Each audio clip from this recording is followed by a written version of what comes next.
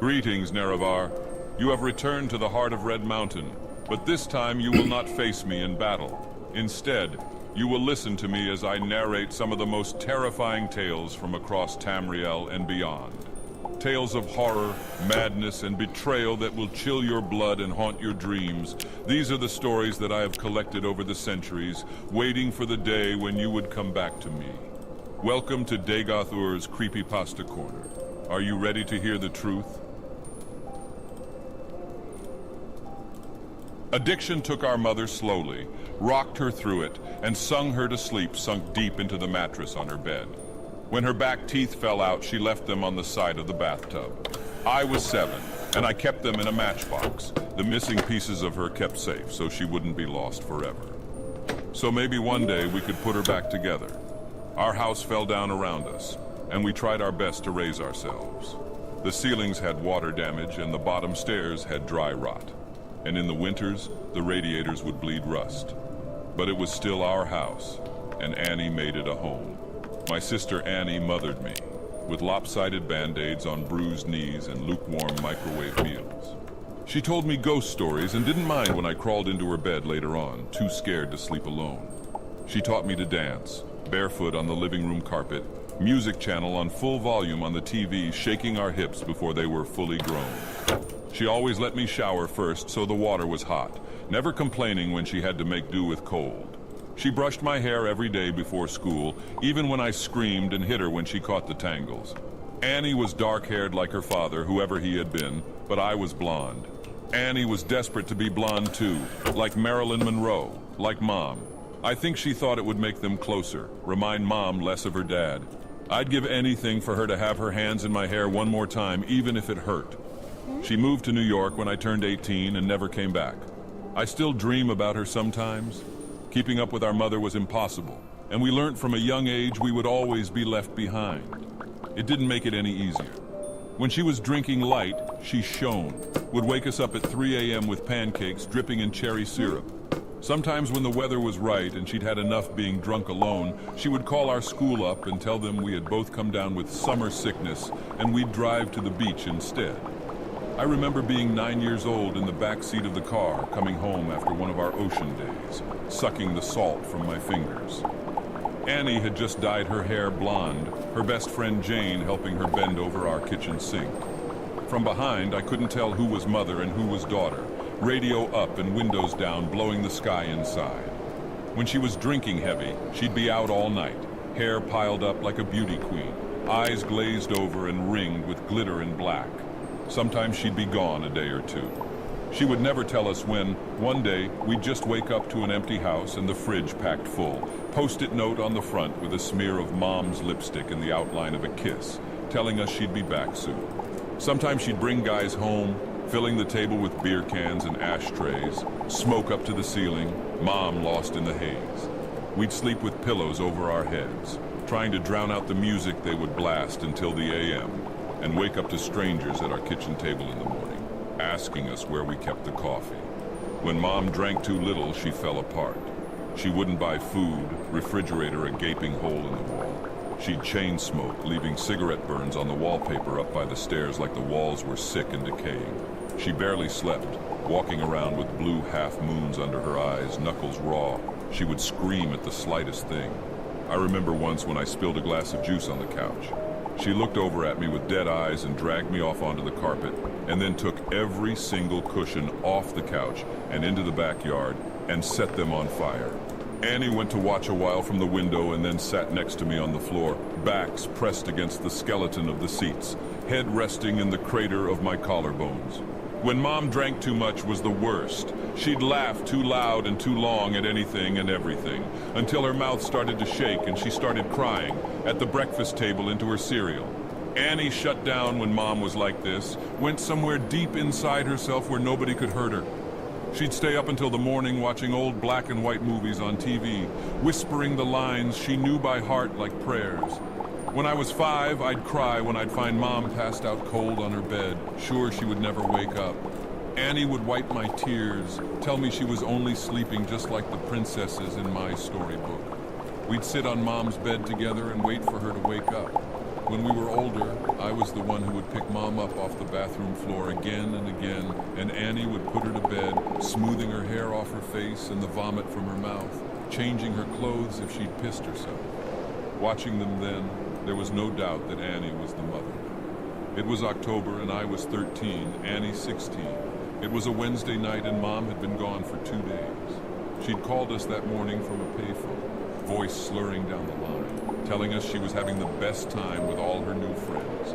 Hoped we were doing fine. When she asked me if I was having a good birthday, I hung up. My birthday had been the day before. Annie had given me a pile of presents, strawberry lip glosses and glittery nail polishes. I didn't ask where she'd got the money from. I didn't care. We'd taken the bus to the beach with Jane, eaten the birthday cake she had made for me, sand getting into the frosting. It tasted like sweetness in the sea, and I savored every bite and scrape of sugar against my teeth.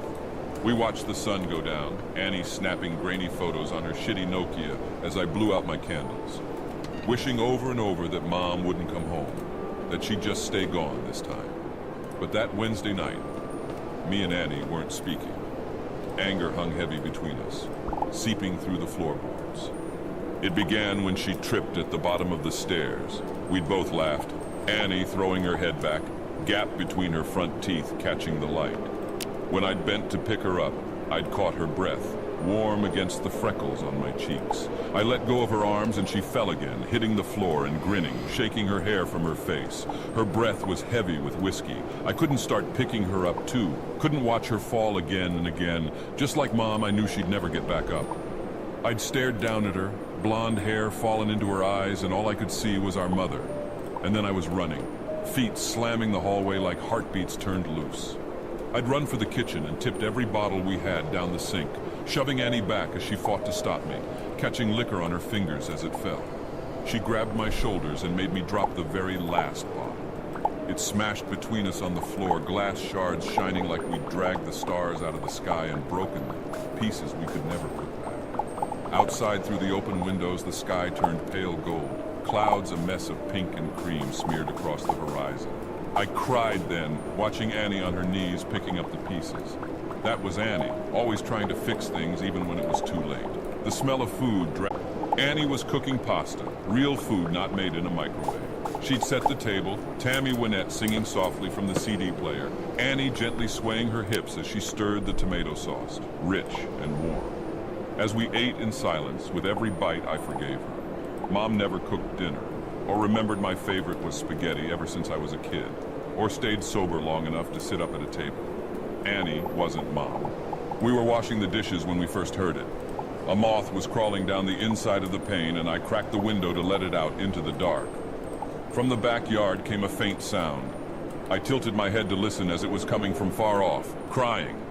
I figured it was Mika, the 2-year-old next door, having a tantrum loud enough for us to catch. Or maybe even Lucky Strike the cat that junkies down the street, begging for food like he sometimes did. I always wanted to feed him when he came around, winding over my ankles, but Annie always stopped me, saying once you started giving, they never stopped taking. Looking back, I don't think she was talking about the cat. Annie flipped the Christmas lights strung up around the porch, and we sat on the plastic beach chairs watching the skies. When we were little, we'd sit outside and Annie would tell me the names of all the constellations and the stories of how they came to be hung up in the night sky. I had to grow up before I realized she made them all up as she went along. It was a game we still like to play now, making up ridiculous stories for the shapes we could pick out. Ah, yes, that one there is the Coors Light. It got there when God dropped it out of his convertible window and never picked it up, she said, nodding sagely and hiding her smile. Of course, I said, waving my hands and pointing up past the power lines. Right next to the ashtray, left there by angels on a smoke break. Yeah, they say if you wish on it, all your dreams will come true, said Annie, grinning. She stopped laughing, voice quieter, face tilted up to all those dead stars. Let's wish, Emmy, let's wish! So we did. The sound of crying interrupted us. It was closer this time, and definitely human. We turned to each other, confused. Annie shrugged and I squinted out into the black. It sounded like a baby, lost and tired and alone. It must be Mika, I said, slowly getting to my feet. Maybe he walked around the back? Shit. Do you want to call Connie and tell her we'll bring him over? Annie didn't reply, and I sighed, rolling my eyes. Guess I'll do everything then.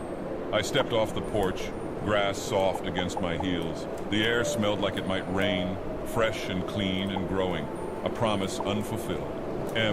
Annie's voice was strained. I turned to her, smiling. It died on my face when I saw the look on her own. Get inside now.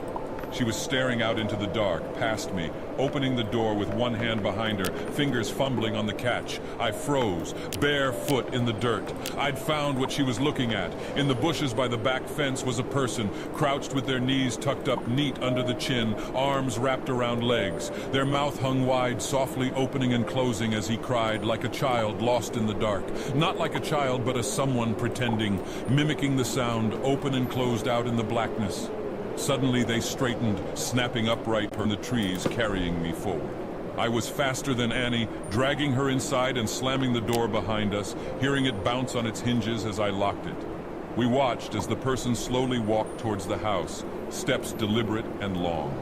Annie reached for my hand, holding me tight, and turned me to face her, holding my shoulders. "Don't turn around, Emmy, don't turn around." Instinctively, I started to look over my shoulder out into the darkness. Annie grabbed my face hard and shook her head. I knew then she was serious. Her voice cracked and she cleared her throat, gripping my hand tight enough to hurt, nails digging in, grounding herself. I looked down at our fingers interlocked, both of us grown from the same bones. "I'm gonna call the cops and everything is going to be..." Her voice faltered, stuttering. Tears spilled over her lashes, dripping like the promise of rain. Annie never cried. "Your phone's on the porch," she whispered, and bile crawled its way up my throat.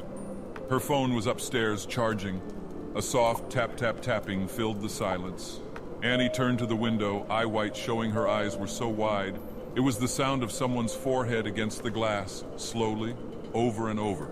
They started to speed up, faster and harder, skin meeting glass until they was slamming into the window hard enough to shake the panes.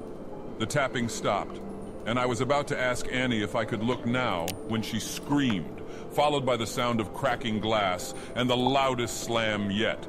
Whoever was in our yard had just smashed their face hard enough into the window to break it.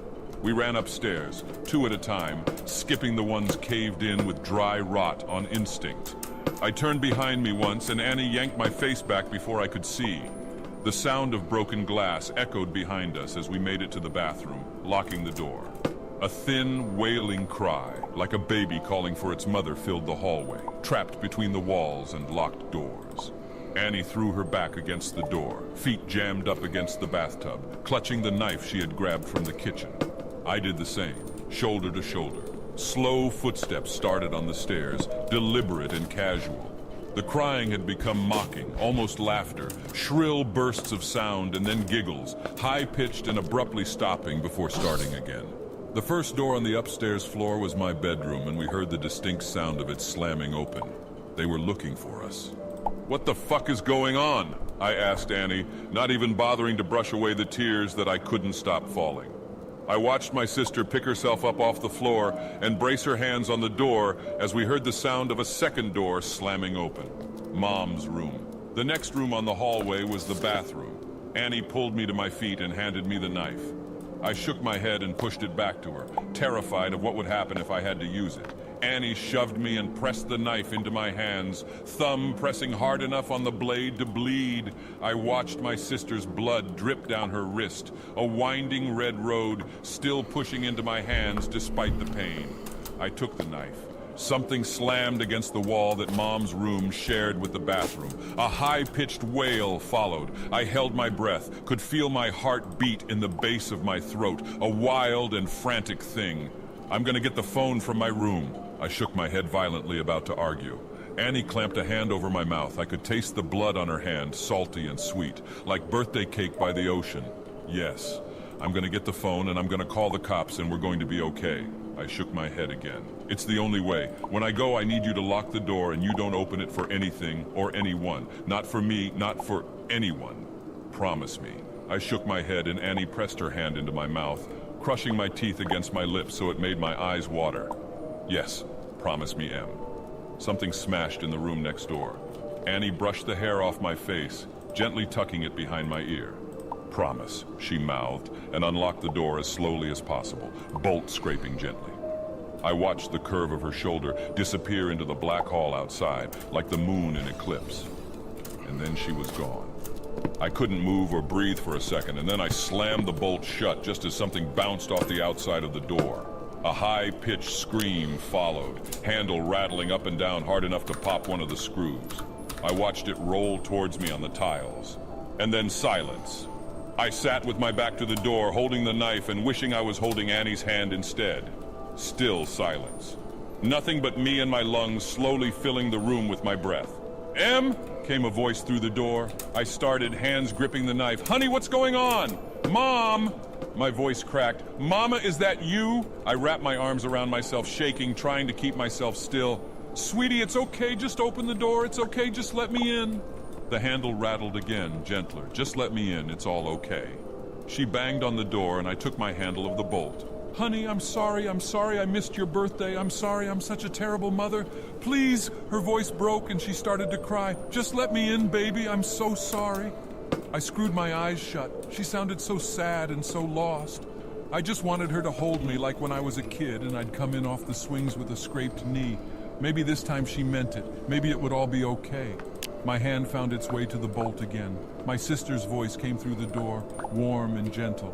"Yeah, Emily let us in, it's all okay." My hand froze on the bolt and I tightened my grip on the knife. Annie never called me by my full name. A hand banged on the door, handle rattling. "Emily let us in!" Annie's voice became low and guttural, followed by the same shrill giggles from before. Mom spoke now, pleading and crying, voice getting louder and louder. "Let us in, let us in, let us in," over and over again, punctuated by her fists on the door. I thought about demons and monsters. All the bedtime stories we pray don't crawl out from under the bed. "That's not my sister and you're not my mother!" I screamed through the door, hands over my head. I climbed into the bathtub and curled in a ball, cradling myself, knife clutched to my chest. I didn't know what it was outside that door, but I knew it wasn't Annie. It wasn't the voice that yelled at me when I changed TV channel, the one that sang me happy birthday, the one that told me I was smart even when I got bad grades, the one that read me stories about princesses that never wake up. It wasn't human. Bangs and yells came from downstairs, followed by the footsteps of people running. A low, guttural howl ripped through the house, filling the room until I felt like I was drowning in the sound, and then the door was kicked in. I screamed, covering my eyes, waiting to die. Arms found me and lifted me from the tub, carrying me from the room. I looked at the outside of the door as I was carried downstairs. It was covered in long, scraping claw marks, dragged down to the floor.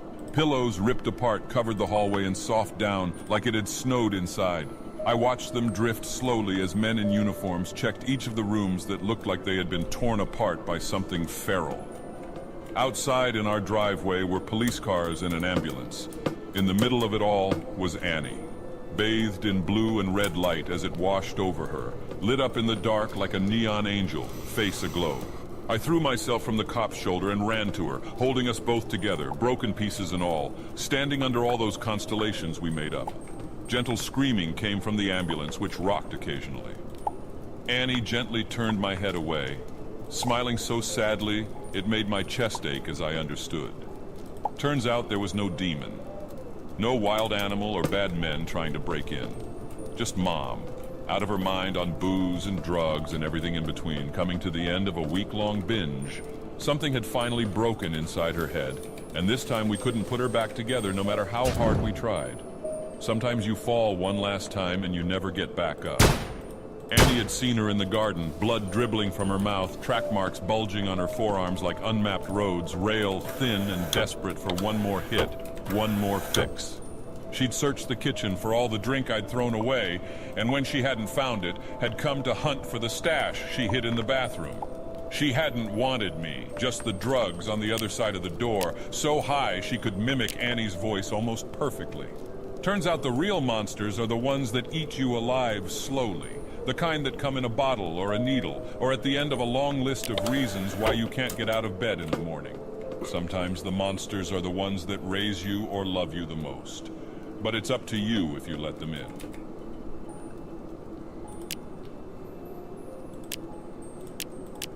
This story was written by Coney Island Queen from Reddit. You can find the link to the original scroll and more of their work in the description down below. Leave a thumbs up if you enjoyed the story as much as I did, And don't forget to subscribe to be notified of more stories in the future. Thanks for listening. This one's an old one. Not an old one. Greetings, This one's Nerevar. long. You have returned to the heart of Red 33 Mountain, minutes. but this time you will not face me in battle. Instead, you will listen to me as I narrate some of the most terrifying tales from across Tamriel and beyond. Tales of horror, madness, and betrayal that will chill your blood and haunt your dreams. These are the stories that I have collected over the centuries, waiting for the day when you would come back to me. Welcome to Dagoth Ur's Creepypasta Corner. Are you ready to hear the truth? Let me start off by saying that I'm not particularly religious. If you asked me if I believed in God, I'd probably just shrug, grunt out a few words about being on the fence about it, and continue with my day. Of course, that was before last night. My friends are the kinds of people who like wild nights, crazy parties, snort a bit of coke, take a bit of E in the bathroom, maybe hook up with someone, and leave a text on my phone at 10 past who the fuck knows, telling me they don't need that ride I'm offering after all. Not to say I don't like a drink, I do, it's just clubs aren't my style. Lying low in a pub somewhere, drink in hand, listening to the TV drone onto whatever channel some scruffy guy in the back barked out for, I guess that's my idea of fun. So when my friends tell me they want to go out for a night on the town, I say sure. I hang on for the first club, buy a non-alcoholic beer in case my car's required, and try to pretend that I'm having fun. By the time I see them grinding on girls, on guys, when they strike conversation with someone who definitely might be a dealer, well, I decide my services are no longer needed. We aren't too far out, the night tube is on beck and call, and I can always find my car the next day. That's when I wander out of the club, look for something a little more rustic. Not that that's hard to find, not at all. I found myself in a bit of a state inside of a bar called the Ragged Feather. Wasn't a fan of the name all that much, but the drinks were cheap, and the largest demographic seemed to be middle-aged men watching reruns of the football. I tried to pretend I hadn't just staggered out of a club with my ears ringing. I slicked my hair back, slipped my phone into my hand, and wandered over to the bar. I took a double shot of whiskey and drank it in one hit. Just because I wasn't at the club didn't mean I couldn't have a good time. I hung at the bar a while on my own, scrolled through my phone pretending I was doing something far more impressive than I really was. I kept an ear out for the guys on the sofas. They'd get vocal every now and then. I think the football was just running highlights, but they were incredibly dedicated to their teams. I got another whiskey and bled into the background. Of course, stragglers from clubs are commonplace. It wasn't long until some scantily dressed women staggered in, laughing, chuckling, pointing for where they wanted to sit. I saw a guy walk in with his friend slung over his shoulder. Catatonic, most likely. He threw his friend onto one of the leather sofas ingrained with beer and smokes, and demanded 2 pints of water and all the peanuts the bar had in stock. The bartenders seemed bitterly amused. Some of the girls were taking selfies, Snapchatting their friends who were still at the club.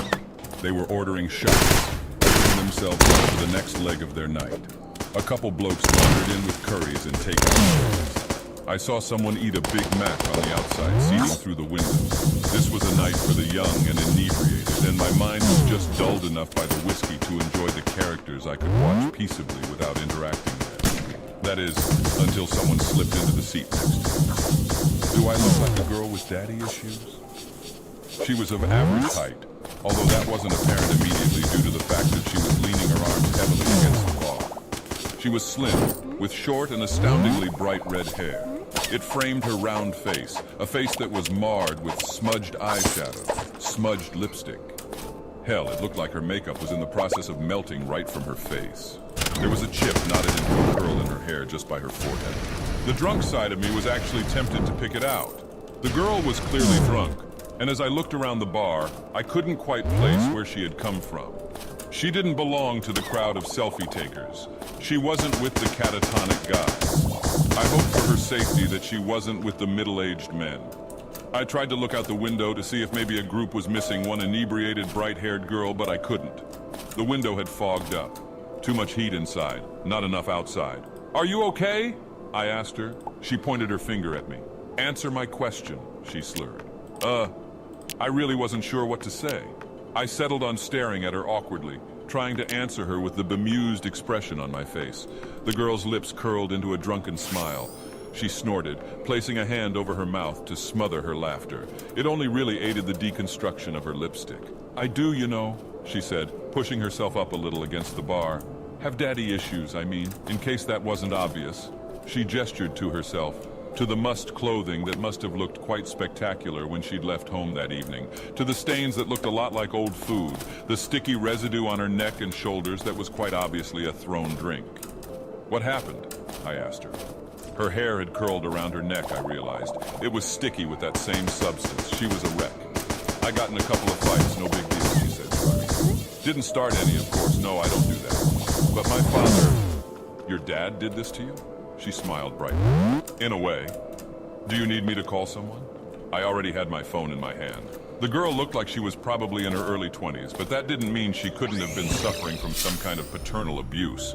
The only number I knew off the bat was Childline, which wasn't quite appropriate. The police? Jesus, was I going to have to deal with the cops tonight, while my friends were snorting coke not 2 doors down? The girl pushed my hand down firmly. She was already shaking her head. No, she told me, I don't want you to call anyone. Now her expression changed. It wasn't the attempted sultry look I'd seen on many girls of her state. It was open and wide and engaging. She wanted something from me, and I felt compelled to give it to her. I want something else.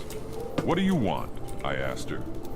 To tell you a story, the girl said before glancing to the bar, and for you to buy me a drink.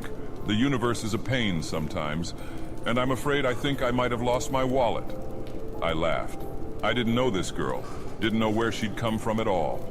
My nights were generally about getting comfortably wasted and making sure my friends weren't dead in a ditch by the end of it all. I was used to getting hit on every now and then, but even as I was sat on that bar stool with a drink in my hand, I knew that this wasn't what this was. This girl had no intention of getting into my pants. All she wanted was to talk. I guess I was okay with that. What's your poison? I asked her. Her lips quirked. Appletini. The bar offered a very limited cocktail menu, but by some miracle I was able to order her an appletini from the list. I ordered a cider to go with it, suddenly a little too aware of where this night could go. I'd unthinkingly supplied this liquored-up stranger with even more alcohol, and she had clearly had a rough night of it. A part of my old instinct came back. The same instinct that had me texting my friends every few hours to make sure they hadn't wandered off to somewhere dangerous beyond the club. With no one but the bartender aware of our existence on these stools, I realized that I was suddenly responsible for this very drunk stranger. The girl coddled her drink, running her finger delicately over the rim of the muggy martini glass. This takes me back, the girl said amiably. She looked at me suddenly, her green eyes startling. You know what this was called originally? She smirked before I could answer. An Adam's apple martini, I snorted. Yeah, I think I've heard that before. Of course, it wasn't actually an apple, she continued, eyes moving back to her glass. The texts translated that part wrongly, mostly because you people don't have a word for it anymore. The fruit was incredibly exotic, and to be honest, it doesn't exist in this realm of existence. Only Eden, she laughed dreamily. And Eden's long gone. I stared at her. Are you okay? It was more honest than the last time I'd asked her, mostly because I was beginning to feel a little dread creep into my stomach. Of course, the girl said, grinning widely. Why do you keep asking? I mean, I stuttered, now, don't take this the wrong way or anything, but you look like someone poured their drink over me, the girl asked. Like someone else threw their kebab on my dress, and another unpleasant chap littered me with his fish and chips? That I have been hit, slapped around a bit, and left in the gutter for the rats to find me? She held my eyes for an incredibly long time before her face broke out into a grin. Yeah, something like that. Why would they do that? I asked. Why wouldn't they? The girl shot back. People aren't that great, and alcohol makes them worse. She shrugged. Sometimes makes them better. Nicer. A little looser in the sack. But mostly just annoying and a little smelly. I looked at her. I watched her knock back her drink. She exuded the intelligence to know just how ironic her words were, but she was neither caring nor apologetic about them. The girl looked at me again. You bought me a drink. Now you can listen to my story. I nodded wordlessly. She smiled, pointing at the bartender and then at her drink. The bartender was already making her another. Eden, the girl said, reiterating her earlier babble as though the words had only just come out of her mouth. They always think that's my fault, you know. The reason Adam and Eve got kicked out of their perfect little nudist paradise. She shot me a knowing glance. Only in Eden can you sit on the grass butt naked and not get a pine cone stuck in your crack. I blinked. I'm sorry, I said. I'm not following. Sorry, the girl said. My story won't make any sense without a proper introduction. She reached out her hand. Hello, my name's Lucifer. She winked. But you can call me Lucy. There's an uncomfortable heat that stretches through your veins when you first go into fight or flight mode. Adrenaline pounds through your blood and all you want to do is get up and go. It overrides everything else. A lot of things made sense when the girl told me her name. For starters, that she was crazy. She had to be. She looked like she'd been attacked on 4 separate occasions in one night, and up until that moment, I hadn't known how that could be possible. Behind the melty makeup and dirty clothes, she was rather attractive, and her attitude hadn't come off as catty or rude. If she'd been going around telling people she was the devil, though, that gets a reaction out of people. I suddenly felt myself looking at her wrist, down towards her ankles. Did she have some kind of cuff on from one of those mental institutions? Had she broken out of hospital after a nasty bump on the head? Was any of this even happening at all? I really would have to call the cops. I know what you're thinking, the girl, Lucy said. You're thinking that I'm crazy, that you need to get out of here. Maybe you even think I'm aggressive. Are you? I asked her. Would I be here with you, drinking appletini if I were? She asked, fluttering her eyelashes. Would you look the way you do if you weren't? I shot back. She grinned, toasting her new glass. Touché. Unthinkingly, I clinked my cider against it. Then I frowned. She chuckled, leaning closer. Let's have a little wager, she said. Let me tell you my story, and if you believe me when I'm done, you can't go about trying to get me locked away somewhere. I stared at her. If I ended up believing you, then why would I do that? She smirked, sipping her drink. You'd be surprised what people do when they believe you're the devil. And you do this often? I asked. Tell people you're Satan? She snorted into her drink. Not as often as I should. But it's been a rough day and a hell of a long lifetime. I'd like to have a chat if that's all right with you. I waved to the bartender for another whiskey. The girl's eyes glinted with humor. I wasn't necessarily trapped with her, but a part of me didn't want to leave without first hearing what she had to say. Besides, at the end of it all, I couldn't just leave a crazy girl to wander around London alone at night. So, I said, taking a swig of my drink. Eden? Lucy laughed. Adam and Eve? I continued. You're saying that's true? God created 2 humans and we all came from them? God made 2 prototypes, Lucy corrected with a raised finger. My father created angels as his toy soldiers, but he had failed to make anything like himself. After us, it was his next big project, and he spent every waking hour of existence slaving over his 2 prototypes.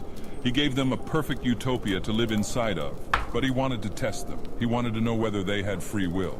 And did they? Lucy's face soured. No, my father could never bring himself to go that far. He tempted them with the idea of knowledge beyond their understanding, and told them exactly what they could do to claim it as their own. But to be able to create a being that could go against his law...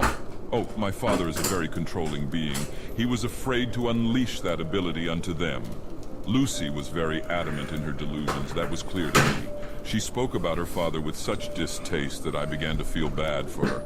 Only someone who had been hurt very badly would have the gall to spite God himself. And what? I asked her, entertaining her delusion. You were the one that tempted them in the garden? The devil has been a girl this whole time? She smiled. I dabble. Then she looked at me, raising a brow. All of humanity thinks that temptation came in the form of a snake. The snake's legs were taken away as punishment for drawing Eve towards the forbidden fruit. She laughed, a hard and short sound. Snakes never had legs, and it was not a sin to tempt those poor prototypes into doing what they did next. Her shoulders were very tense as she took her next sip, but her eyes were filled with exhilaration. She seemed thrilled to be telling me this. I was the favored child. My father loved and adored me. He named me the Lightbringer. I was stood at his side during the creation of this earth, during the creation of humanity. She pursed her lips, slamming her empty glass against the table. The bartender eagerly went about making another. My father couldn't bring himself to go that extra mile, so he asked me to walk amongst the prototypes and tempt them myself. Draw out their desire for the forbidden power he had hinted at. You're saying God wanted us to know this stuff? I asked her skeptically. I'm saying God was afraid of his own power and wanted very desperately to share what he knew with the creation he had made. Right and wrong, left and right, all that stuff. Lucy shrugged. Are you familiar with the story of Prometheus? I frowned at her. Greek, right? They say he stole fire from the gods or something to help. The whiskey was making things a little foggy, and I struggled with the direction I'd been heading. Lucy grinned. Correct, she said, cutting off my attempt. Prometheus stole fire from the gods to ensure that humanity progressed. You'll find that every culture has an idea about where humans got their ability to evolve, to move forward, to create. God was the creator, and he wanted to give that ability to his prototypes. I gave them that ability by tempting Eve to eat the fruit. She shrugged impassively. Now the world sees me as the ultimate evil. If what you're saying is true, I said slowly, then God must be just like us. Lucy's lips thinned into a feral smile. My father is very egocentric. He may have planned to create you in his image, but in the end, all he managed was to mold your minds into his. He gave you autonomy, the ability to think for yourselves. His angels were his soldiers, and I was his most faithful, until that day. Angels don't have free will? No, Lucy said. They don't. And what about the devil? I don't know why I was suddenly so intrigued, but hearing religious ideals from someone who believed to have lived them herself was quite possibly one of the most interesting things that had ever happened to me. I may have only ever visited church to please my parents as a child, but suddenly I was reawakened to the idea. A part of me was aware of this and afraid of the outcome, but I was just drunk enough not to care at that moment. The devil has will of her own, Lucy said, tilting her glass towards me with silent appraisal.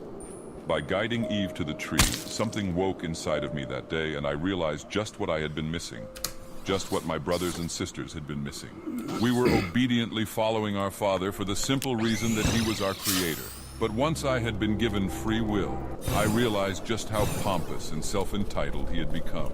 In a lonely, passion-filled moment, he had decided to create his little human prototypes, only to very quickly realize what giving them their free will would mean. He wouldn't be able to control them, I said. Lucy nodded. Exactly. And after, he realized quicker still that he could no longer control me. So he sent you to hell. Lucy nearly choked on her drink. She smiled around her glass. Let's not get ahead of ourselves. I sobered a little, straightening in my seat. The people in the bar were suddenly so quiet around me, and I no longer cared what they had to say or the characters that they portrayed. The only character I cared for was Lucy. I tried to explain to my siblings what had happened in Eden and what had happened to me by default, but they wouldn't listen to me. They didn't understand free will. How could they? I only knew it because I'd been given it by mistake.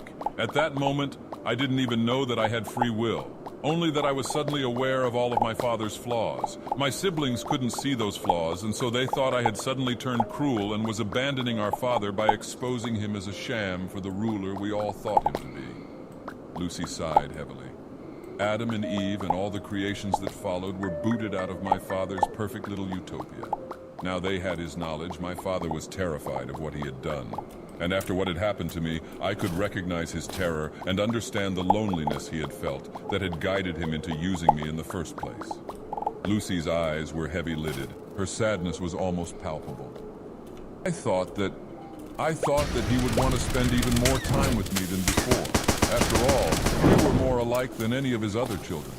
But he became distant, quiet. He played around with his little humans every once in a while, but mostly he condemned them. He blamed them for his weakness. She smiled weakly. He blamed me. Lucy's story was turning more and more into that of a child with a distant, somewhat abusive father. I had known many kids with a background like hers, and now I was beginning to fear just how much of her story was rooted in truth. I'd heard that it was easier to sink into fantasy when you had been abused, and I wondered if that was the reason for her story. For her desperation to share it with me, a complete and total stranger. I respected her wager. Whether or not I liked it, I felt compelled to let her tell me her whole story before I tried to judge or unravel it. I sat quietly, letting her come around as she played with the last of her drink. It became clear, Lucy said after a long moment's pause, that I no longer belonged where I was. I couldn't follow my father's plan because I could see that he no longer had one. My siblings refused to see reason, and so eventually I was met by many of them. headed by my father. He told me all that I feared. He told me that I no longer belonged where I was. I wasn't an angel anymore. I was no longer his light bringer, his Lucifer. I was a mutation of his will, and so he extracted me from grace, and I fell. A long silence stretched between us, only interrupted when the bartender poured us 2 new drinks. Lucy drank hers reflectively.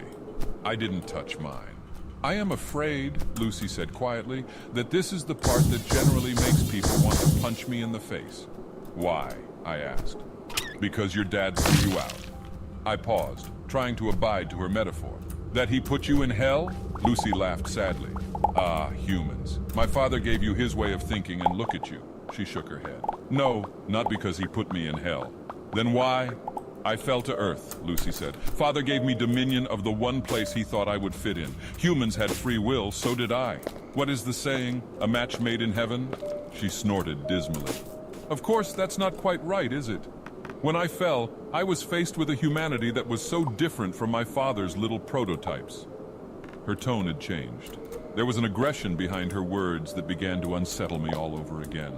I saw emperors and kings, governments and churches. I saw corporations who claimed to be rulers, presidents and big fat dictators. And I watched. I watched as humanity fought and lost. And finally, just finally, they gave up altogether. They were no longer able to rise up to all the greed and control set upon them. There was just too much to change, and humans soon realized they just weren't as free as they thought they were. Sure, they live under the illusion that they have free lives, but most of them simply do not. She clicked her tongue. I grew to loathe you all. Then she took another hit of her drink. I can see what you mean, I said, allowing my gaze, for the first time since meeting her, to graze over the other individuals in the bar. At the girls playing with their phones, the boys trying desperately to sober up, the men enraptured with their game of football on the telly. We all led very different lives, and we were all here to get drunk, to lose ourselves in entertainment. It hadn't been the first time that I'd wondered what we were hiding from by doing this. And I knew then that I wasn't the only person to think it. You hide behind your alcohol and poor choices and pretend you have free will, Lucy said, waving her hand across the room. No one paid us any attention. It's true. My father gave you the will to make those decisions, but you squander it. The free will I felt to provide to all of you, the free will I was given by a twisted mistake, and you make a mockery of it. You follow senseless leaders without questioning them. You abide by laws made centuries ago that no longer make sense. You do these things because you have given up on the opportunity to follow the will of your own, not of others. That isn't all of us, though, is it? I asked her, trying for some reason to defend our species from the mad young woman. Because you see it on the news all the time, don't you? People do rise up. We do protest. People can make a difference. Lucy laughed bitterly, nibbling the rim of her glass. Really? She said. You can sit here and say that it can't be all bad because of the few that refuse to conform? Those you call your rebels? They make up for it all? She grinned around her glass. By that logic, I am the biggest rebel of them all. Am I expected to make up for all your sorry mistakes? By your logic, I said, you should be punishing it, right? If that's what this metaphor is all about. I laughed. I couldn't help myself. I took a sip of my drink. Is this whole story just so you can tell me that you think we're all going to hell? If so, I think I can see why people want to punch you. Lucy didn't say a word. Simply, she watched me. It felt unnerving to have someone like her watching me like that, with an intelligence that went beyond anything I'd come across at gone midnight in a seedy bar. The drunkenness in her eyes was no longer present. Her face wasn't flushed like before, and even her makeup couldn't represent the mess I'd seen when she'd first appeared on the stool by my side. It was like I was looking at someone else entirely, and I was afraid. Let's review what you've said, Lucy said slowly, articulately. She wasn't slurring. Had she been slurring before? You think I'm going to tell you that humanity is going to hell because you refuse to use the gift I gave you? Her nails curled in her. My father may have been the one to guide me, but I paid for his mistakes. I am the one responsible for your the eyes of your species, but that was never true. You are responsible for what you do here, not me. She pursed her lips, tapping the bar as a bartender filled her drink again. Tell me, do you remember my mentioning hell at any point during my story, or was that just you? I opened my mouth to answer, but something faltered. My lips trembled and I slammed them shut. Lucy smiled, taking a sip. Thought not. She looked away, eyes scanning the room lazily. What I did say is something that is indeed mentioned in your scriptures. My father gave me dominion of earth, a place filled with free will that goes to waste. Her lip twisted. Humans sin all the time. Not because of me, not because of evil or my dominion over this place. Fact is, I don't lift a finger. I don't because I don't see the point. You make terrible decisions and follow mindless leaders. You do bad things, and you make a mess of your earth. Lucy's eyes lit up. Do you know how much suffering is happening all over the planet right now? How many people are dying of illnesses that could have easily been cured, but aren't because of the selfishness of humanity? Do you know how many children are being abused, raped, forced into marriage? How many people have been forced to become soldiers in meaningless wars? How many humans have killed for ideals they don't believe in? I stayed very quiet. There was nothing I could say. Lucy's words were unbearably honest, and every sentence sliced into me like a blade. I felt cold and sick and terrified. War, famine, pestilence, death, these things are all present, and they have nothing to do with me or to do with any deity. They are all here because of you. Not because of your free will, but your inability to use it. Lucy smiled at me, a grin so cold and unnatural that I felt like I should run all over again. But I stayed where I was, frozen to my very core, because I wanted to hear what she had to say, because I needed to. And here's the kicker, Lucy said, because this is the part that actually enrages people enough to kick me. She winked. Hell isn't what happens after you die. Hell is right here, right now. Somewhere through the many scriptures, a few words got crossed over, and people started thinking that hell was a punishment after you die. Fact is, hell is earth. My earth. God gave this place to me to do with it what I will, and I refuse to do anything. What are you saying? I asked, because I was suddenly very desperate. Exactly what you think, Lucy said, toasting her glass. I didn't reciprocate, and she laughed, a light and airy sound. I had so many plans for your species. I wanted for us to rejoice in our free will together, to create a place that was free from the cruelty and power my father exuded over the angels, his firstborns. I wanted to make a real utopia. Unfortunately, you humans just don't want that. She shrugged. My father sent me down here thinking I had become one of you. All that I have learned is that he gave you much more of his image than he ever intended. Stop, I said. This isn't funny anymore. Of course it isn't funny, Lucy said, grinning even wider to prove her sick irony. Humans punish themselves by sitting by and doing nothing. They have made their own hell, and you know what's worse, what's ultimately worse? Some of you are so blind to it that you think your life is heavenly. She didn't wait for me to ask what she meant. She simply barreled forward. The rich and powerful, those in positions that steal from everyone else, they get a taste of the good life, that's very true. Then they die, and they don't go to hell. They come back here, to Earth, which is hell. She tipped her head. Are you following? Reincarnation, Lucy said quickly. She practically purred the words. A neat little trick to make sure your souls stay here forever. You get a taste of the good life every once in a while, a handful of you at a time, and that's enough for you to believe that this is some kind of real middle ground, that you aren't living hell every day. Then you die.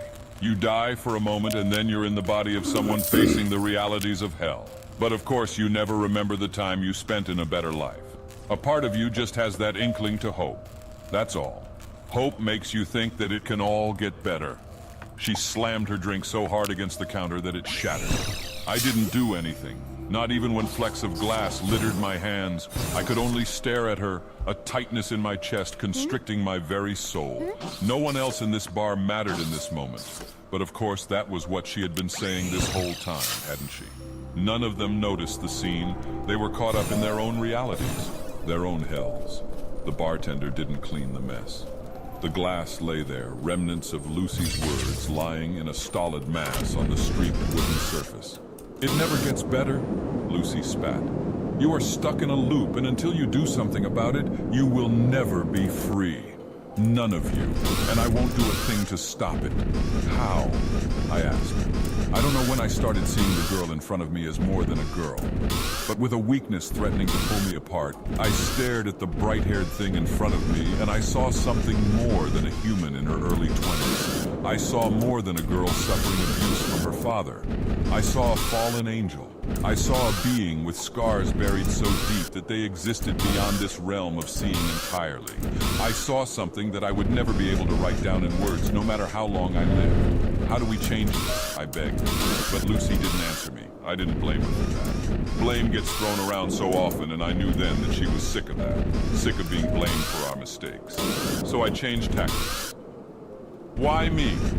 It was an honest question, and I think somewhere deep down, Lucifer respected that honesty. Which is why she said, "When you first saw me, you were afraid for my safety. When I told you I was the devil, you wanted to lock me away. But still you did so because you were afraid for me and not for yourself. You didn't wish to harm me, not even when I told you who I was and what I could be capable of for changing your sorry lives. You are a good person. But I am afraid that means nothing when you don't have the will to do anything with it." She smiled at me sympathetically. The devil, showing sympathy for the human that sat across from her at the bar. It was surreal, and for a few heavy moments I truly thought I must be dead. There was no other way to explain what I was seeing, who I was speaking with, what I had just heard. What am I supposed to do? Lucy reached out to me. She placed a hand on my shoulder. Her hand was cold and warm at the same time, and I felt my blood boil where her fingers scraped my skin. And I knew, sharing a story like this isn't easy. Hell, it might be the hardest thing I've ever done. Good thing there's no such thing as hell then, right? The fact of the matter is simple.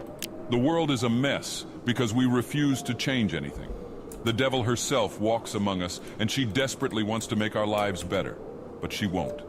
She won't, because we won't. We have to prove our will to her before she is willing to do anything herself. We have to be good to each other, to help us all to be free.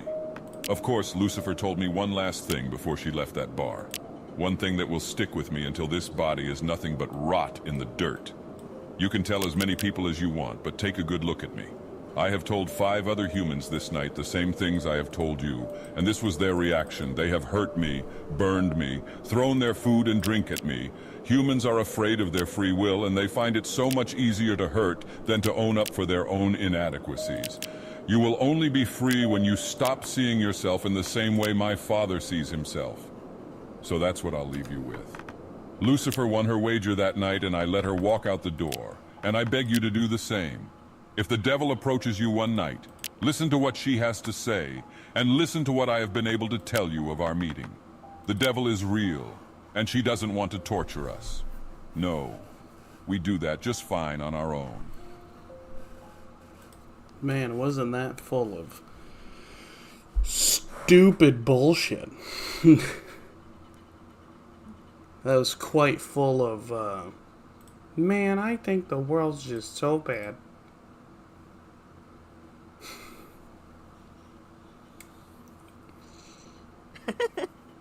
I better make a Reddit post so I can get updates. Greetings, Nerevar. You have returned to the heart of Red Mountain, but this time you will not face me in battle. Instead, you will listen to me as I narrate some of the most terrifying tales from across Tamriel and beyond.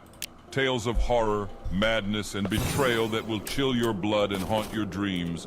These are the stories that I have collected over the centuries, waiting for the day when you would come back to me. Welcome to Dagothur's Creepypasta Corner. Are you ready to hear the truth? Tonight's story is the 3rd and final chapter of a 3-part tale. I recommend you watch the previous 2 episodes before continuing on. Alright, this is chapter 1. Greetings, Nerevar. You have returned to the heart of Red Mountain, but this time you will not face me in battle. Instead, you will listen to me as I narrate some of the most terrifying tales from across Tamriel and beyond. Tales of horror, madness, and betrayal that will chill your blood and haunt your dreams. These are the stories that I have collected over the centuries, waiting for the day when you would come back to me. Welcome to Dagothur's Creepypasta Corner. Are you ready to hear the truth? One morning, when Gregor Samsa woke from troubled dreams, he found himself transformed in his bed into a horrible vermin. He lay on his armor-like back, and if he lifted his head a little, he could see his brown belly, slightly domed and divided by arches into stiff sections. The bedding was hardly able to cover it and seemed ready to slide off any moment. His many legs, pitifully thin compared with the size of the rest of him, waved about helplessly as he looked. "What's happened to me?" he thought. It wasn't a dream. His room, a proper human room, although a little too small, lay peacefully between its four familiar walls. A collection of textile samples lay spread out on the table. Samsa was a traveling salesman, and above it there hung a picture that he had recently cut out of an illustrated magazine and housed in a nice gilded frame. It showed a lady fitted out with a fur hat and fur boa who sat upright, raising a heavy fur muff that covered the whole of her lower arm towards the viewer. Gregor then turned to look out the window at the dull weather. Drops of rain could be heard hitting the pane, which made him feel quite sad. "How about if I sleep a little bit longer and forget all this nonsense?" he thought. But that was something he was unable to do because he was used to sleeping on his right, and in his present state couldn't get into that position. However hard he threw himself onto his right, he always rolled back to where he was. He must have tried it 100 times, shut his eyes so that he wouldn't have to look at the floundering legs, and only stopped when he began to feel a mild, dull pain there that he had never felt before. "Oh God," he thought, "what a strenuous career it is that I've chosen. Traveling day in and day out. Doing business like this takes much more effort than doing your own business at home. And on top of that, there's the curse of traveling. Worries about making train connections, bad and irregular food, contact with different people all the time so that you can never get to know anyone or become friendly with them. It can all go to hell." He felt a slight itch up on his belly, pushed himself slowly up on his back towards the headboard so that he could lift his head, found where the itch was, and saw that it was covered with lots of little white spots, which he didn't know what to make of. And when he tried to feel the place with one of his legs, he drew it quickly back, because as soon as he touched it, he was overcome by a cold shudder. He slid back into his former position. "Getting up early all the time," he thought. "It makes you stupid. You've got to get enough sleep. Other traveling salesmen live a life of luxury. For instance, whenever I go back to the guest house during the morning to copy out the contract, these gentlemen are always still sitting there eating their breakfasts. I ought to just try that with my boss. I'd get kicked out on the spot, but who knows? Maybe that would be the best thing for me.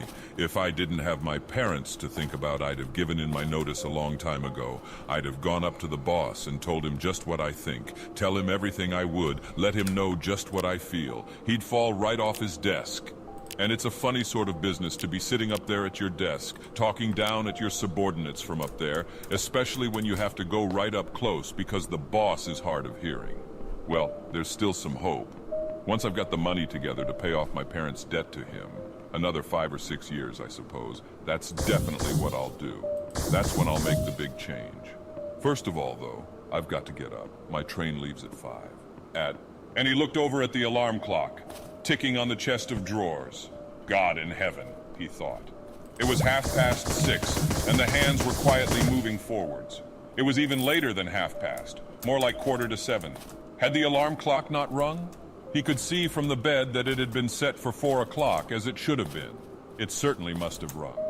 Yes, but was it possible to quietly sleep through that furniture rattling noise?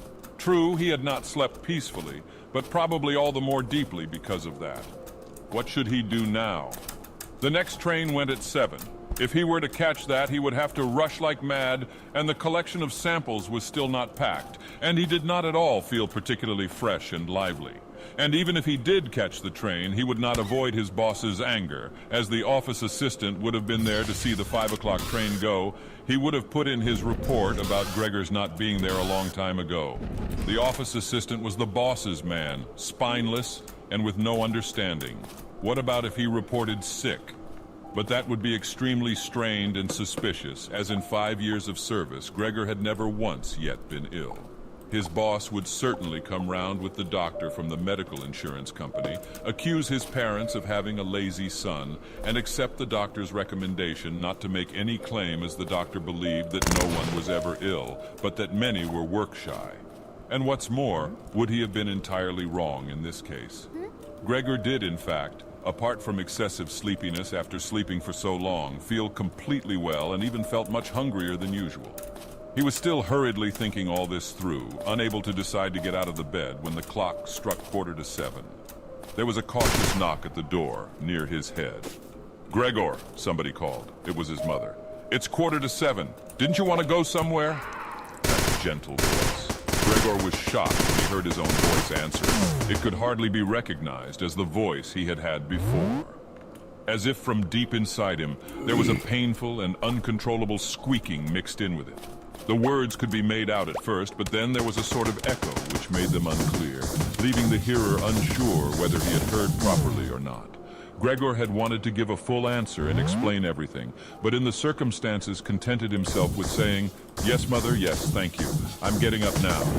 The change in Gregor's voice probably could not be noticed outside through the wooden door, as his mother was satisfied with this explanation and shuffled away. But this short conversation made the other members of the family aware that Gregor, against their expectations, was still at home. And soon his father came knocking at one of the side doors, gently but with his fist. "Gregor! Gregor!" he called. "What's wrong?" And after a short while he called again with a warning deepness in his voice, "Gregor! Gregor!" At the other side door his sister came plaintively, "Gregor, aren't you well? Do you need anything?" Gregor answered to both sides, "I'm ready now," making an effort to remove all the strangeness from his voice by enunciating very carefully and putting long pauses between each individual word. His father went back to his breakfast, but his sister whispered, "Gregor, open the door, I beg of you." Gregor, however, had no thought of opening the door, and instead congratulated himself for his cautious habit, acquired from his traveling, of locking all doors at night, even when he was at home. The first thing he wanted to do was to get up in peace without being disturbed, to get dressed, and most of all, to have his breakfast. Only then would he consider what to do next, as he was well aware that he would not bring his thoughts to any sensible conclusions by lying in bed. He remembered that he had often felt a slight pain in bed, perhaps caused by lying awkwardly, but that had always turned out to be pure imagination, and he wondered how his imaginings would slowly resolve themselves today. He did not have the slightest doubt that the change in his voice was nothing more than the first sign of a serious cold, which was an occupational hazard for traveling salesmen. It was a simple matter to throw off the covers. He only had to blow himself up a little and they fell off by themselves. But it became difficult after that, especially as he was so exceptionally broad. He would have used his arms and his hands to push himself up, but instead of them, he only had all those little legs continuously moving in different directions, and which he was moreover unable to control. If he wanted to bend one of them, then that was the first one that would stretch itself out. And if he finally managed to do what he wanted with that leg, all the others seemed to be set free and would move about painfully. "This is something that can't be done in bed," Gregor said to himself, "so don't keep trying to do it." The first thing he wanted to do was get the lower part of his body out of the bed, but he had never seen this lower part and could not imagine what it looked like. It turned out to be too hard to move. It went so slowly, and finally, almost in a frenzy, when he carelessly shoved himself forwards with all the force he could gather, he chose the wrong direction, hit hard against the lower bedpost, and learned from the burning pain he felt that the lower part of his body might well, at present, be the most sensitive. So then he tried to get the top part of his body out of the bed first, carefully turning his head to the side. This he managed quite easily, and despite its breadth and its weight, the bulk of his body eventually followed slowly in the direction of the head.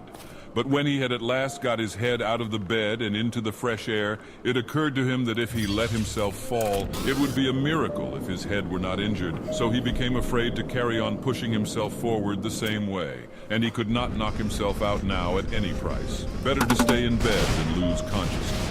It took just as much effort to get back to where he had been earlier.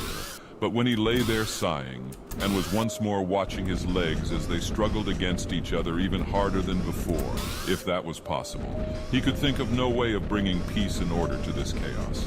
He told himself once more that it was not possible for him to stay in bed, and that the most sensible thing to do would be to get free of it, in whatever way he could, at whatever sacrifice.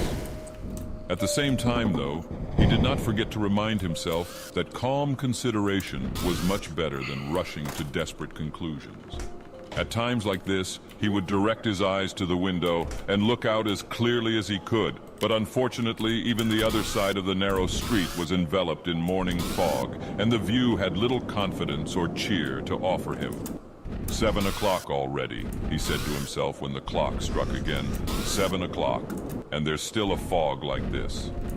And he lay there quietly, a while longer, breathing lightly, as if he perhaps expected the total stillness to bring things back to their real and natural state. But then, he said to himself, before it strikes 7:15, I'll definitely have to have got properly out of bed. And by then, somebody will have come round from work to ask what's happened to me as well, as they open up at work before 7 o'clock. And so he set himself to the task of swinging the entire length of his body out of the bed all at the same time. If he succeeded in falling out of bed in this way and kept his head raised as he did so, he could probably avoid injuring it. His back seemed to be quite hard, and probably nothing would happen to it falling onto the carpet. His main concern was for the loud noise he was bound to make, and which even through all the doors would probably raise concern if not alarm. But it was something that had to be risked. When Gregor was already sticking halfway out of the bed, the new method was more of a game than an effort. All he had to do was rock back and forth. It occurred to him how simple everything would be if somebody came to help him.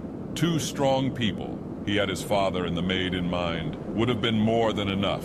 They would only have to push their arms under the dome of his back, peel him away from the bed, bend down with the load, and then be patient and careful as he swang over onto the floor, where, hopefully, the little legs would find a use.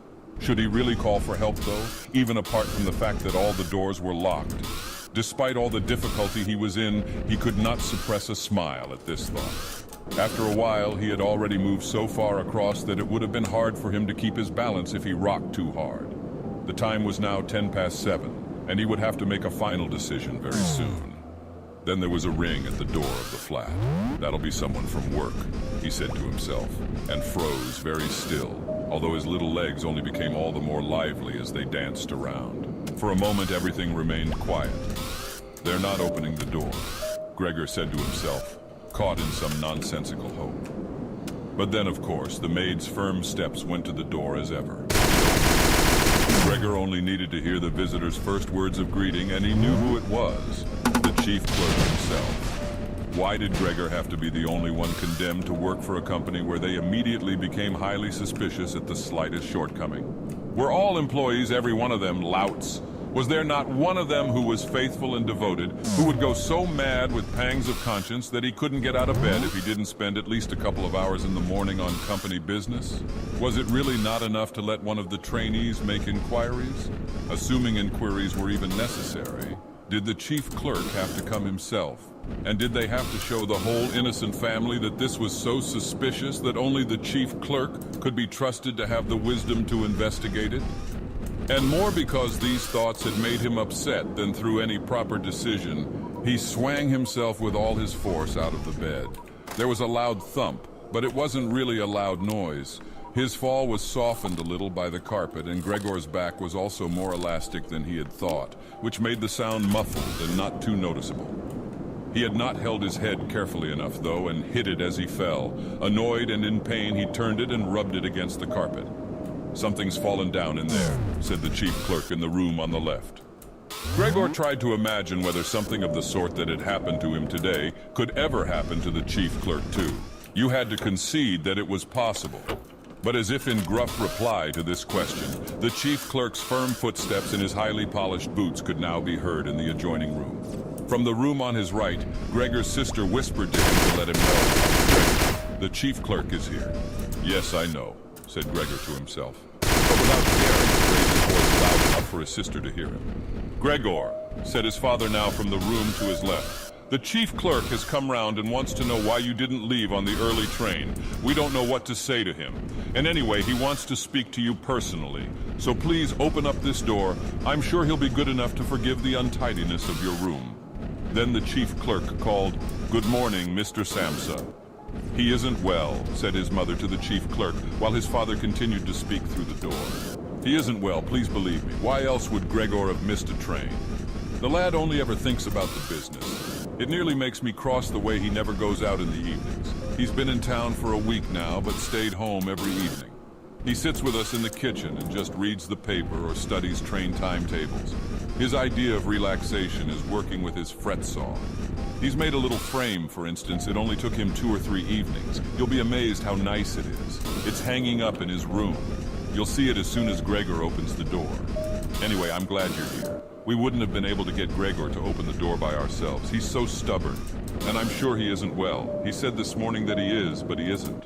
I'll be there in a moment, said Gregor slowly and thoughtfully, but without moving so that he would not miss any word of the conversation. Well, I can't think of any other way of explaining it, Mrs. Samsa, said the chief clerk. I hope it's nothing serious. But on the other hand, I must say that if we people in commerce ever become slightly unwell then, fortunately or unfortunately as you like, we simply have to overcome it because of business considerations. Can the chief clerk come in to see you now then? Asked his father impatiently, knocking at the door again. No, said Gregor. In the room on his right there followed a painful silence. In the room on his left his sister began to cry. So why did his sister not go and join the others? She had probably only just got up and had not even begun to get dressed. And why was she crying? Was it because he had not got up and had not let the chief clerk in? Because he was in danger of losing his job. And if that happened, his boss would once more pursue their parents with the same demands as before. There was no need to worry about things like that yet. Gregor was still there and had not the slightest intention of abandoning his family. For the time being, he just lay there on the carpet, and no one who knew the condition he was in would seriously have expected him to let the chief clerk in. It was only a minor discourtesy, and a suitable excuse could easily be found for it later on. It was not something for which Gregor could be sacked on the spot. And it seemed to Gregor much more sensible to leave him now in peace instead of disturbing him with talking at him and crying. But the others didn't know what was happening. They were worried. That would excuse their behavior. The chief clerk now raised his voice. Mr. Samsa, he called to him, what is wrong? You barricade yourself in your room. Give us no more than yes or no for an answer. You are causing serious and unnecessary concern to your parents, and you fail. And I mention this just by the way. You fail to carry out your business duties in a way that is quite unheard of. I'm speaking here on behalf of your parents and of your employer, and really must request a clear and immediate explanation. I am astonished, quite astonished. I thought I knew you as a calm and sensible person, and now you suddenly seem to be showing off your peculiar whims. This morning, your employer did suggest a possible reason for your failure to appear. It's true. It had to do with the money that was recently entrusted to you. But I came near to giving him my word of honor that that could not be the right explanation. But now that I see your incomprehensible stubbornness, I no longer feel any wish whatsoever to intercede on your behalf. And nor is your position all that secure. I had originally intended to say all this to you in private, but since you caused me to waste my time here for no good reason, I don't see why your parents should not also learn. Your turnover has been very unsatisfactory of late. I grant you that it's not the time of year to do especially good business. We recognize that. But there simply is no time of year to do no business at all, Mr. Samsa. We cannot allow there to be. But sir, called Gregor beside himself and forgetting all else in the excitement, I'll open up immediately. Just a moment. I'm slightly unwell. An attack of dizziness. I haven't been able to get up. I'm still in bed now. I'm quite fresh again now, though. I'm just getting out of bed. Just a moment. Be patient. It's not quite as easy as I thought. I'm quite all right now, though. What can suddenly happen to a person? I was quite all right last night. My parents know about it, perhaps better than me. I had a small symptom of it last night already. They must have noticed it. I don't know why I didn't let you know at work, but you always think you can get over an illness without staying at home. Please don't make my parents suffer. There's no basis for any of the accusations you're making. Nobody's ever said a word to me about any of these things. Maybe you haven't read the latest contracts I sent in. I'll set off with the 8 o'clock train as well. These few hours of rest have given me strength. You don't need to wait, sir. I'll be in the office soon after you, and please be so good as to tell that to the boss and recommend me to him. And while Gregor gushed out these words, hardly knowing what he was saying, he made his way over to the chest of drawers. This was easily done, probably because of the practice he had already had in bed, where he now tried to get himself upright. He really did want to open the door, really did want to let them see him, and to speak with the chief clerk. The others were being so insistent, and he was curious to learn what they would say when they caught sight of him. If they were shocked, then it would no longer be Gregor's responsibility, and he could rest. If, however, they took everything calmly, he would still have no reason to be upset, and if he hurried, he really could be at the station for 8 o'clock. The first few times he tried to climb up on the smooth chest of drawers, he just slid down again. But he finally gave himself one last swing and stood there upright. The lower part of his body was in serious pain, but he no longer gave any attention to it. Now he let himself fall against the back of a nearby chair and held tightly to the edges of it with his little legs. By now he had also calmed down and kept quiet so that he could listen to what the chief clerk was saying. "Did you understand a word of all that?" the chief clerk asked his parents. "Surely he's not trying to make fools of us." "Oh God," called his mother, who was already in tears. "He could be seriously ill and we're making him suffer. Greta, Greta," she then cried. "Mother," his sister called from the other side. They communicated across Gregor's room. "You'll have to go for the doctor straight away. Gregor is ill. Quick, get the doctor. Did you hear the way Gregor spoke just now?" "That was the voice of an animal," said the chief clerk with a calmness that was in contrast with his mother's screams. "Anna, Anna," his father called into the kitchen through the entrance hall, clapping his hands. "Get a locksmith here now." And the two girls, their skirts swishing, immediately ran out through the hall, wrenching open the front door of the flat as they went. How had his sister managed to get dressed so quickly? There was no sound of the door banging shut again. They must have left it open. People often do in homes where something awful has happened. Gregor, in contrast, had become much calmer, so they couldn't understand his words anymore, although they seemed clear enough to him, clearer than before. Perhaps his ears had become used to the sound. They had realized, though, that there was something wrong with him and were ready to help. The first response to his situation had been confident and wise, and that made him feel better. He felt that he had been drawn back in among people, and from the doctor and the locksmith, he expected great and surprising achievements, although he did not really distinguish one from the other. Whatever was said next would be crucial, so in order to make his voice as clear as possible, he coughed a little, but taking care to do this not too loudly, as even this might well sound different from the way that a human coughs, and he was no longer sure he could judge this for himself. Meanwhile, it had become very quiet in the next room. Perhaps his parents were sat at the table whispering with the chief clerk, or perhaps they were all pressed against the door and listening. Gregor slowly pushed his way over to the door with the chair. Once there, he let go of it and threw himself onto the door, holding himself upright against it using the adhesive on the tips of his legs. He rested there a little while to recover from the effort involved, and then set himself to the task of turning the key in the lock with his mouth. He seemed, unfortunately, to have no proper teeth. How was he then to grasp the key? But the lack of teeth was, of course, made up for with a very strong jaw. Using the jaw, he really was able to start the key turning, ignoring the fact that he must have been causing some kind of damage, as a brown fluid came from his mouth, flowed over the key, and dripped onto the floor. "Listen," said the chief clerk in the next room. "He's turning the key." Gregor was greatly encouraged by this, but they all should have been calling to him, his father, and his mother too. "Well done, Gregor," they should have cried. "Keep at it, keep hold of the lock." And with the idea that they were all excitedly following his efforts, he bit on the key with all his strength, paying no attention to the pain he was causing himself. As the key turned round, he turned around the lock with it, only holding himself upright with his mouth, and hung onto the key or pushed it down again with the whole weight of his body as needed. The clear sound of the lock as it snapped back was Gregor's sign that he could break his concentration, and as he regained his breath, he said to himself, "So, I didn't need the locksmith after all." Then he lay his head on the handle of the door to open it completely. Because he had to open the door in this way, it was already wide open before he could be seen. He had first to slowly turn himself around one of the double doors, and he had to do it very carefully if he did not want to fall flat on his back before entering the room. He was still occupied with this difficult movement, unable to pay attention to anything else, when he heard the chief clerk exclaim aloud, "Oh," which sounded like the soughing of the wind. Now he also saw him. He was the nearest to the door, his hand pressed against his open mouth and slowly retreating as if driven by a steady and invisible force. Gregor's mother, her hair still disheveled from bed despite the chief clerk's being there, looked at his father.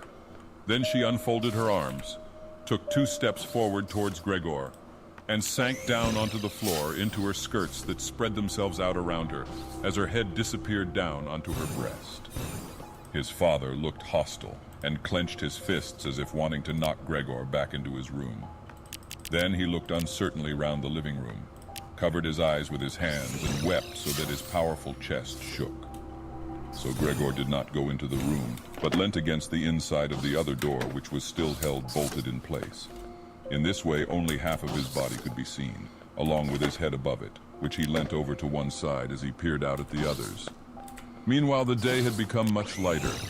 Part of the endless gray-black building on the other side of the street, which was a hospital, could be seen quite clearly with the austere and regular line of windows piercing its facade. The rain was still falling, now throwing down large individual droplets which hit the ground one at a time. The washing up from breakfast lay on the table. There was so much of it because, for Gregor's father, breakfast was the most important meal of the day, and he would stretch it out for several hours as he sat reading a number of different newspapers.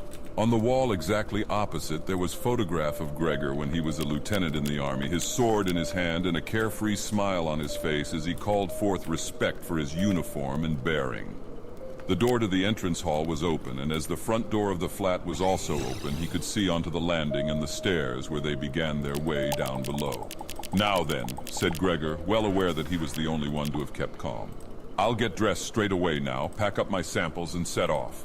Will you please just let me leave? You can see," he said to the chief clerk, "that I'm not stubborn and I like to do my job. Being a commercial traveler is arduous, but without traveling I couldn't earn my living. So where are you going?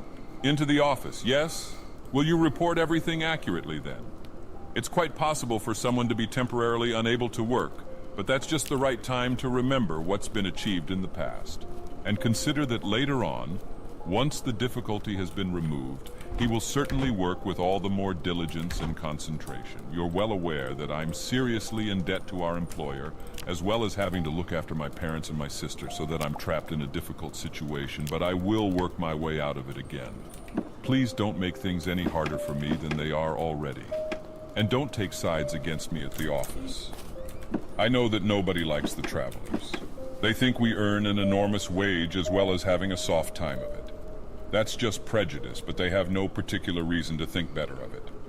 But you, sir, you have a better overview than the rest of the staff. In fact, if I can say this in confidence, a better overview than the boss himself. It's very easy for a businessman like him to make mistakes about his employees and judge them more harshly than he should. And you're also well aware that we travelers spend almost the whole year away from the office, so that we can very easily fall victim to gossip and chance and groundless complaints. And it's almost impossible to defend yourself from that sort of thing. We don't usually even hear about them, or if at all, it's when we arrive back home exhausted from a trip, and that's when we feel the harmful effects of what's been going on, without even knowing what caused them. Please don't go away. At least first say something to show that you grant that I'm at least partly right." But the chief clerk had turned away as soon as Gregor had started to speak, and with protruding lips, only stared back at him over his trembling shoulders as he left. He did not keep still for a moment while Gregor was speaking, but moved steadily towards the door without taking his eyes off him. He moved very gradually, as if there had been some secret prohibition on leaving the room. It was only when he had reached the entrance hall that he made a sudden movement, drew his foot from the living room, and rushed forward in a panic. In the hall, he stretched his right hand far out towards the stairway, as if out there were some supernatural force waiting to save him. Gregor realized that it was out of the question to let the chief clerk go away in this mood, if his position in the firm was not to be put into extreme danger. That was something his parents did not understand very well. Over the years, they had become convinced that this job would provide for Gregor for his entire life. And besides, they had so much to worry about at present that they had lost sight of any thought for the future. Gregor, though, did think about the future. The chief clerk had to be held back, calmed down, convinced, and finally won over. The future of Gregor and his family depended on it. If only his sister were here. She was clever. She was already in tears while Gregor was still lying peacefully on his back. And the chief clerk was a lover of women. Surely she could persuade him. She would close the front door in the entrance hall and talk him out of his shocked state. But his sister was not there. Gregor would have to do the job himself. And without considering that he still was not familiar with how well he could move about in his present state, or that his speech still might not, or probably would not, be understood, he let go of the door, pushed himself through the opening, tried to reach the chief clerk on the landing, who ridiculed, but Gregor fell immediately over and with a little scream as he sought something to hold on to, landed on his numerous little legs. Hardly had that happened then, for the first time that day, he began to feel all right with his body. The little legs had the solid ground under them. To his pleasure, they did exactly as he told them. They were even making the effort to carry him where he wanted to go, and he was soon believing that all his sorrows would soon be finally at an end. He held back the urge to move, but swayed from side to side as he crouched there on the floor. His mother was not far away in front of him and seemed, at first, quite engrossed in herself. But then she suddenly jumped up with her arms outstretched and her fingers spread, shouting, "Help! For pity's sake, help!" The way she held her head suggested she wanted to see Gregor better, but the unthinking way she was hurrying backwards showed that she did not. She had forgotten that the table was behind her with all the breakfast things on it. When she reached the table, she sat quickly down on it without knowing what she was doing, without even seeming to notice that the coffee pot had been knocked over, and a gush of coffee was pouring down onto the carpet. "Mother, Mother," said Gregor gently, looking up at her. He had completely forgotten the chief clerk for the moment, but could not help himself snapping in the air with his jaws at the sight of the flow of coffee. That set his mother screaming anew. She fled from the table and into the arms of his father as he rushed towards her. Gregor, though, had no time to spare for his parents now. The chief clerk had already reached the stairs. With his chin on the banister, he looked back for the last time. Gregor made a run for him. He wanted to be sure of reaching him. The chief clerk must have expected something, as he leapt down several steps at once and disappeared, his shouts resounding all around the staircase. The flight of the chief clerk seemed, unfortunately, to put Gregor's father into a panic as well. Until then, he had been relatively self-controlled, but now, instead of running after the chief clerk himself, or at least not impeding Gregor as he ran after him, Gregor's father seized the chief clerk's stick in his right hand. The chief clerk had left it behind on a chair, along with his hat and overcoat, picked up a large newspaper from the table with his left, and used them to drive Gregor back into his room, stamping his foot at him as he went. Gregor's appeals to his father were of no help. His appeals were simply not understood. However much he humbly turned his head, his father merely stamped his foot all the harder. Across the room, despite the chilly weather, Gregor's mother had pulled open a window, leant far out of it, and pressed her hands to her face. A strong draft of air flew in from the street towards the stairway. The curtains flew up, the newspapers on the table fluttered, and some of them were blown onto the floor. Nothing would stop Gregor's father as he drove him back, making hissing noises at him like a wild man. Gregor had never had any practice in moving backwards and was only able to go very slowly.